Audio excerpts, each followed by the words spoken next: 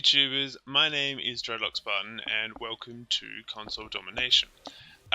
Today I'm doing a game review on the incredible adventures of Van Helsing 3. This is an action-adventure RPG where it's an eagle-eye view sort of strategy game. Absolutely fantastic.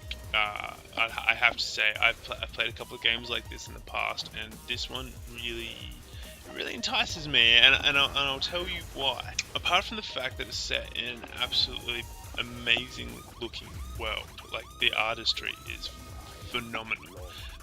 Neocore, the publishers, have done an amazing, fantastic job of tying the series together. I played number one a few years ago now. I played the first one, and I played most of it. I really enjoyed the gameplay. It was around about the time Diablo 3 came out. So the interesting thing with Van Helsing 3 is that it relies heavily on strategies. It's a fast-paced clicker, as most action adventure RPGs are. But you also have to take the time to plan your next move, which I really enjoy. You have on your bottom skill line, skill bar, you have your health and your resources and all that kind of stuff. All your skills are laid out, but you can have these kind of passive abilities that you can add. They're called power-ups that you can add to your next attack, which really interesting concept, and I absolutely loved it because it changes the way that you play each battle. You can decide to take a different route with your skills, and you can use them differently, which I just thought was absolutely brilliant. You have, I think it's like 8 or 9 main skills, and then you have like heaps of sub skills that you can use instead to power up and boost those main skills.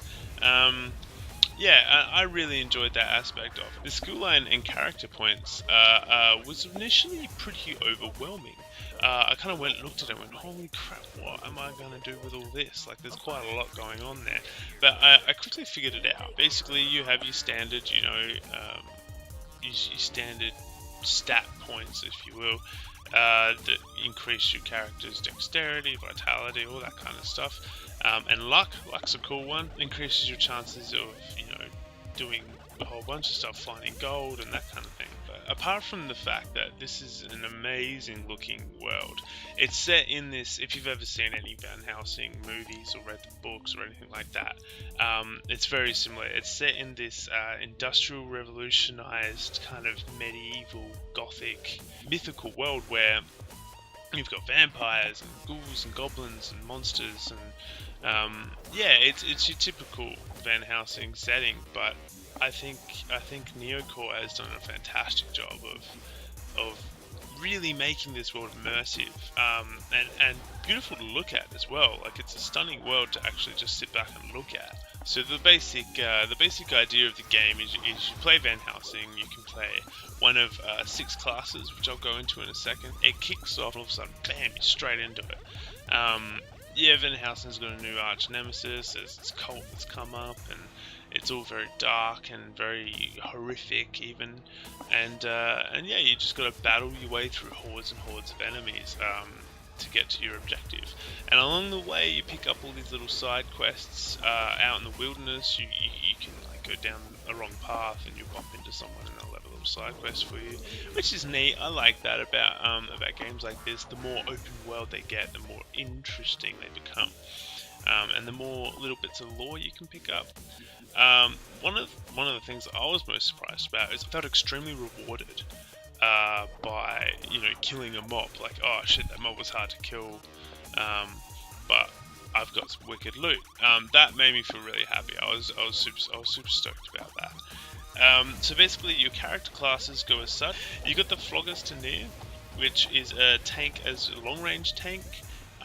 He's very techy, and he's got this big steampunk suit on with this huge force field around him. He's pretty hardcore. And then you've got the Elementalist, who's more of an assassin kind of magic user. He's got daggers and he's all in the shadows and shit.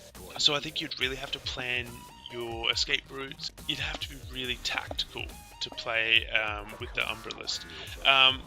Number 3 is another tank, the Protector, but he's a short-range tank, up close and personal, swords, shields, that kind of stuff.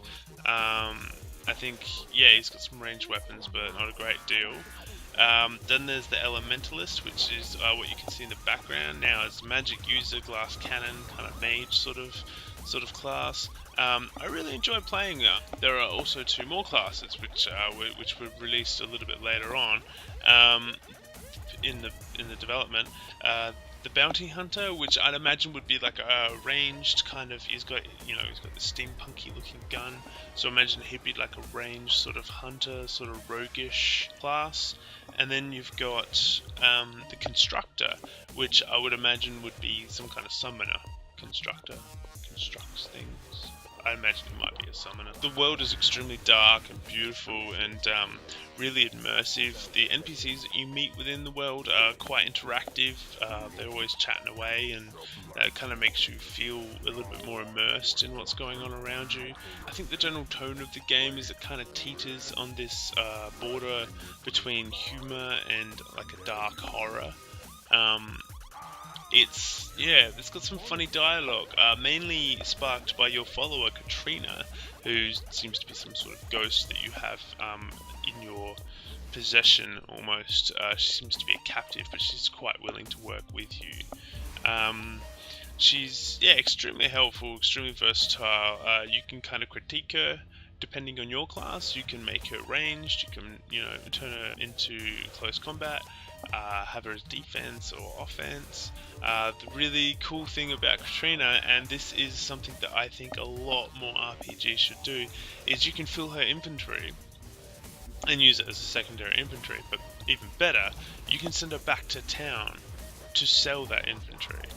So the benefit of this is you never have to leave the action. Well, very rarely do you have to leave the action. You can stay out and be rocking on and just be like, "Oh, Kat, can you go back to town?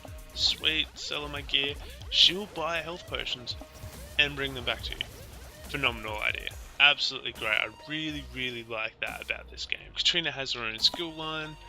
She has her own character points. She levels up just like you do as a character. And yeah, you can really she has quite the array of skills and passives that you can choose from. You can really critique her to do almost anything. So in conclusion, I would say that The Incredible Adventures of Van Helsing 3 is a definite buy for me. I'm looking forward to playing it. I strongly recommend it. If you haven't played any of the previous ones, they're going pretty cheap on Steam at the moment, so I definitely snap at least number 1 up just to get a good handle on the game. And yeah, let me know how you go when it comes out on the 22nd. Leave a comment in the comment sections down below and tell me what you thought.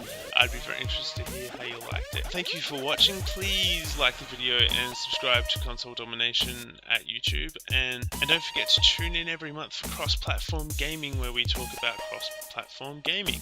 My name is Drdlokd, and I'll see you on the servers. Catch you later.